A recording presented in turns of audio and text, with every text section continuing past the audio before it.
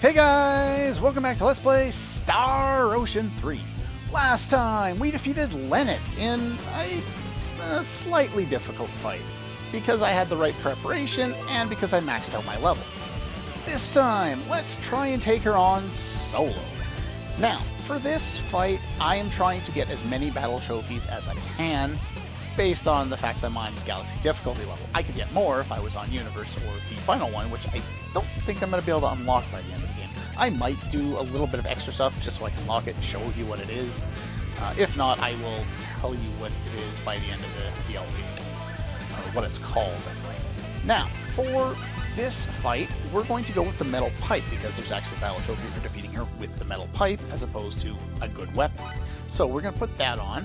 I also have the Valiant Mail, of course, a Tri-Emblem, and one of the most painstaking items to refine in the entire game, the Blazing Pendant. As you can see by the R15, it took me 15 successful attempts at refining this to get all of these factors on here. Now, what these are going to do is they're going to prevent her symbology, which she does have, even though she didn't really use it much in the previous boss fight in the last episode there. She can use a wind elemental attack, which is a thunder flare, a lightning spell, go figure, and an earth attack, which I can't remember what that's called, but it drops a bunch of stones on top of you and it's really annoying. However, having this on here will prevent me from taking damage from it so that I can get the no damage trophy, or no damage against the boss battle trophy. So with that being said, I also have I kind of glanced over it, 4600 defense, which is more than enough to negate all of her physical damage.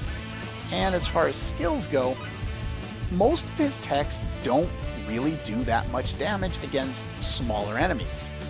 And if they do, they take too long to execute. So I'm going to throw increased HP and MP damage on all of these and just go flat out like this. I could probably go with something like increased HP damage only. What these seem to do is it seems to do it all the time, though it's hard to say if that's true or not. At least with this one it seems to be all the time, even though it says the effects appear occasionally on all of them. They seem to work every time for me, as long as you're using a normal attack, which is why I'm using the smaller one, the 30%, because it does it, I can put it on all 4 of my attacks instead of only just 2. No guard is critical as well for preventing you from flinching, so you can keep attacking even though you're getting pounded, even if it's not doing any damage. Critical hit HP, for obvious reasons. Key note, Berserk must be off, otherwise you won't have enough defense to take 0 damage. I would leave convert damage on, though I don't think it really matters, just because I'd like to have it on. I have preserve MP, I'm not sure, I don't think it really matters at this point. I don't lose any HP when I go in here. So anyway, the way this works is it's hard to say. It's going to be a much longer fight this time, because obviously I only have one person in here. So first things first, we want to go and do that. Now, I've killed the other 2 party members there.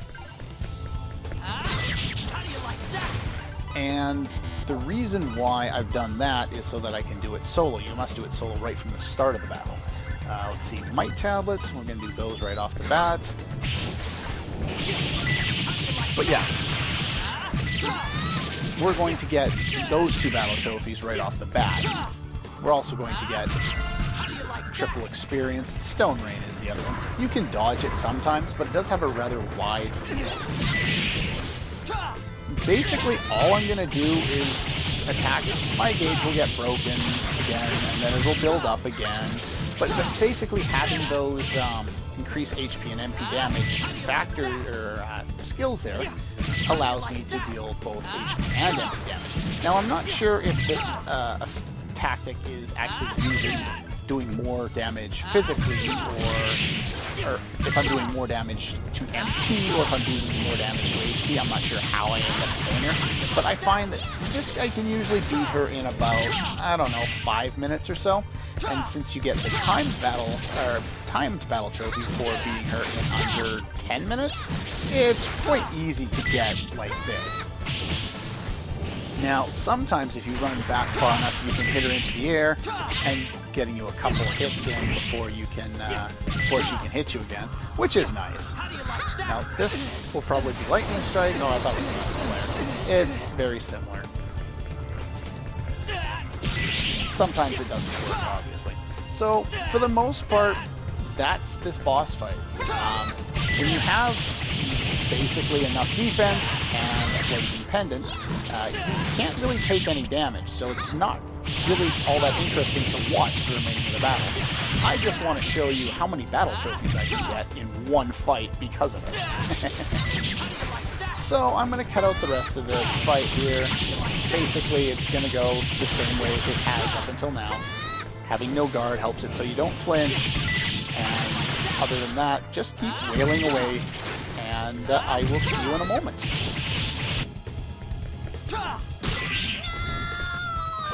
Okay, there we go, finally. Good. Now let's get As going. you can see, we get a whole butt-ton of battle trophies for defeating her. I didn't get the maximum damage battle trophy. There's actually one for attaining 99,999 damage with the metal pipe and all. There are ways of doing that easier, maxing out his attack stat and using text like Dimension Door, or potentially equipping an accessory that has an element on it if the enemy is weak against that one. So basically, that's pretty much all there is. You can get a lot of battle trophies here. You can defeat her on Universe difficulty as well as the final one without taking damage and within 10 or maybe 15 minutes, I'm not sure, and it's probably 10. And yeah, so you can get lots of battle trophies for stuff like that. Might as well collect as many as I can here. And now do note, Lenneth is one of the only, or is the only real super boss, that and Gabriel, the next one we're going to fight, and the subsequent one we're going to fight, who actually has, what's the word I'm looking for?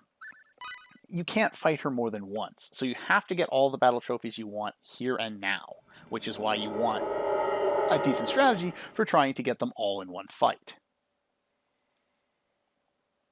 Whim of the gods, huh?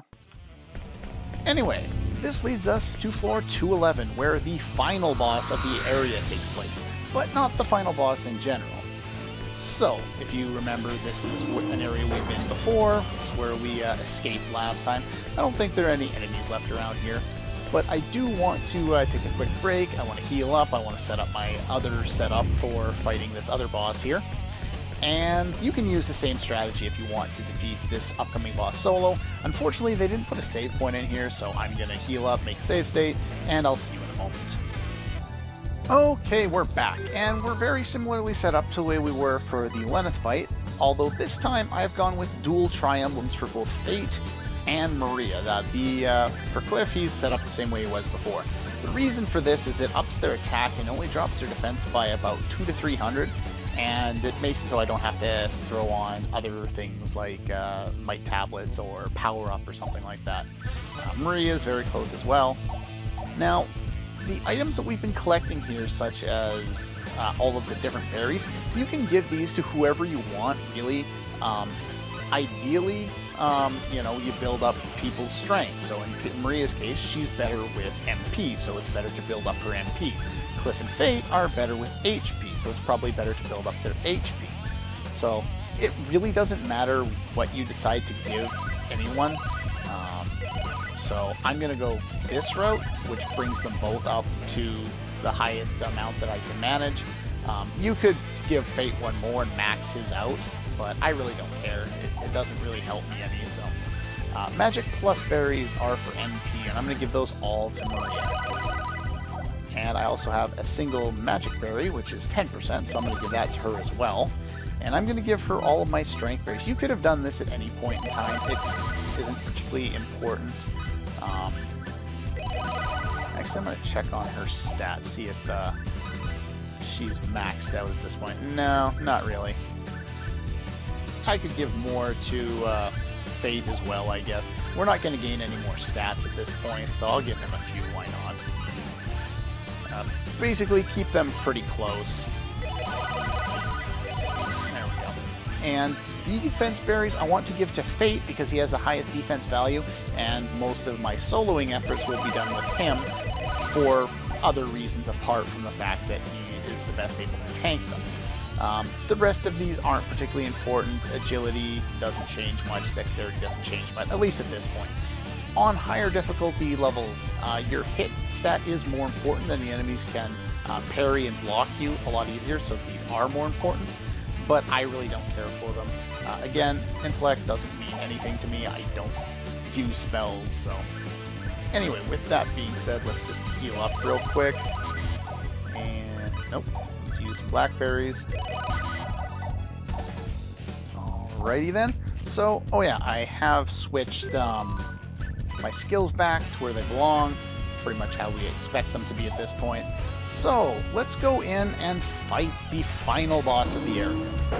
Now, this one can be fought multiple times, so don't worry about doing everything one time. You can use the same strategy I demonstrated before for soloing this boss, but at the same time, you're probably better off using Cliff for it, because his short-range attacks are short little jabs, and they hit faster. Not to mention, you know, you can build... I have a better weapon built up for him. To nullify the damage from this boss, you need 4,000 defense and Berserk off.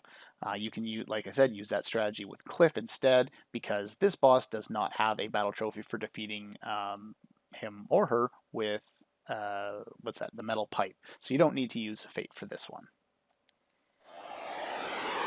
And as you might expect, we have the Ethereal Queen, basically the yin or the yang to Gabriel, who was the other yin or yang. Whatever, I can't remember which one's male and which one's female. I will have to memorize that for the upcoming Let's Play. It's coming, don't worry. And there'll be an announcement at the start of that hopefully will make some people happy. Anyway, I've done a lot of research on that, and I'm going to be doing a lot more. There's a lot to say. Your orb. Is that a sexual reference? I'm not sure. Okay, now it sounds like a sexual reference. Anyway, the Ethereal Queen, unlike Gabriel, is obviously feminine. Even though Gabriel was kind of dually gender neutral or ambiguous. Whatever. Anyway, here we have the final fight in this area. And the second to last fight in the game. So we're really close to the end of the game now. You need to beat her within 10 minutes to get one of the battle trophies, obviously without damage, which I won't be doing right now. Place of Eternal Rest, huh? What are you doing there, Fate? Looks like you're in a prison. What's that sound? I haven't actually watched this FMV in a long time. Oh! Let us finish this. Now, you're going to want to start this battle like we have with pretty much all of the super bosses and all of the bosses so far. Nice goth look. We want to hit you with stun bombs that reduce your defense right off the bat. And next thing, I'm going to want to use protection. Myself included, I was going to go after the other two first. But, there we go, get Fate. It's really useful for Fate because he's in close all the time. And then we want one for Cliff as well. Then I'm going to start focusing her down with Energy Burst because it's really her best attack and it does more damage than anything else. Those crosses that are coming out, her actually will deal a lot of damage, so do be aware of them. One thing to note about soloing both Lennis and this is not Legend of Dragoon, and the Ethereal Queen, is the one thing you are not protected against is anti-attack auras. And I kind of didn't really talk about it all that much, but they both, I think, have the... oh, what is it called? Owie! Yeah, I think I need to do some healing. They both use... oh, what's the word I'm looking for? Lucky Stars as their anti-attack aura, and that does quite a bit of damage. Yeah, Cliff is stuck in a status effect that you can't cure at the moment, so there's not much you can do about it. It's unique to this fight as far as I remember. Now this boss has 10 million HP and a million MP, so we're going to want to wail on her for quite some time. However, because she's not like Lenneth and she doesn't use a lot of spells, you can probably take her out even easier. Ow. Alright, let's go for another perfect berries here. But you can probably take her out in about the same amount of time, if not maybe even faster, because she just doesn't do as much of those attacks. There you go. There's also Perhaps a battle... It is not my place to ask. Or perhaps I already know. That was fun. There is a battle trophy available in both this fight and the one against Gabriel for taunting the boss 10 times. So you get 2 different battle trophies if you decide to do that. I don't really care about that. That doesn't really do me anything, so I don't care. But there we go. We've beaten the Ethereal Queen.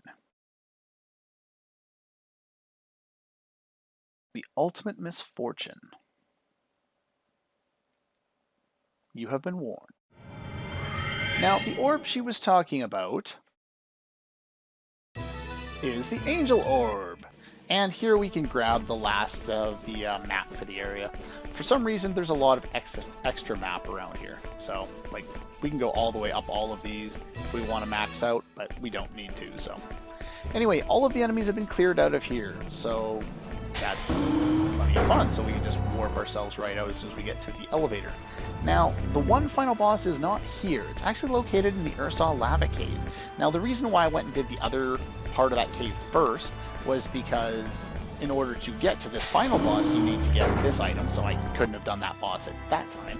And it is the ultimate challenge in the game, the hardest boss with 20 million HP. Do note that if you're on higher difficulty levels, that value will be higher.